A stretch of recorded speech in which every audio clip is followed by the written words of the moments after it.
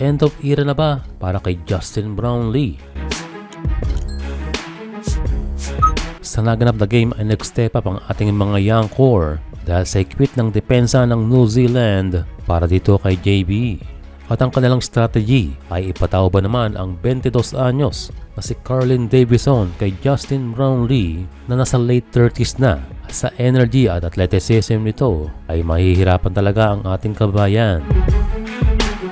Nagkaroon ng few touches para kay Justin Noipy pero bumaba talaga ang confidence o sadyang nakita niya na kanyang bagong role na maging decoy na lamang sa ibang players or nabigyan ng pagkakataon ng iba na mag-shine katulad ni Carl Tamayo. Factor din ang pagiging malamig ni Brownlee na umupo noong mga tune-up games. Kapag na-corner na ng mga strong defenders ng NZ ay nahihirapan na kaya naging limited na naman ang kanyang scoring from 4 points nung nakaraan, ngayon ay 5 points. And so literal na halos walang contribution ng naturalized position sa atin. And sabi nga nung iba ay kaya naman pala ng walang naturalized dahil napipilitan talaga mag-step up ng iba at makipakita ang kanilang skills. Yan ang naging good side ng di umaasa sa scoring ni JB. Kaya nag-shine ang Young Big Four sa game na ito. So mapapaisip rin tayo na hindi na effective si Justin Brownlee playing against New Zealand. Nagsisimula na nga ba ang kanyang end of era at kailangan nang ipasa ang kanyang trono sa ibang naturalized players.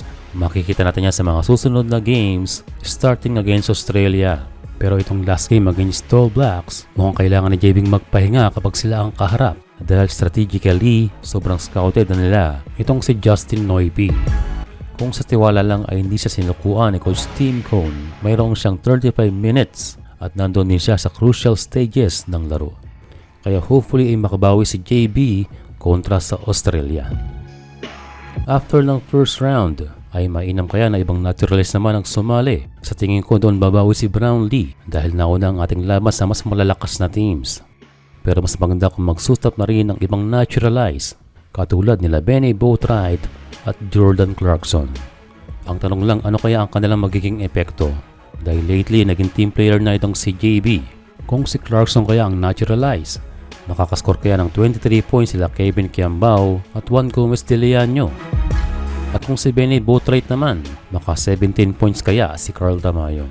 So ang pagkakaroon ng bagong naturalized or mag-giveaway sa iba katulad ni JC is a big adjustment pero kailangan talaga ng better preparation.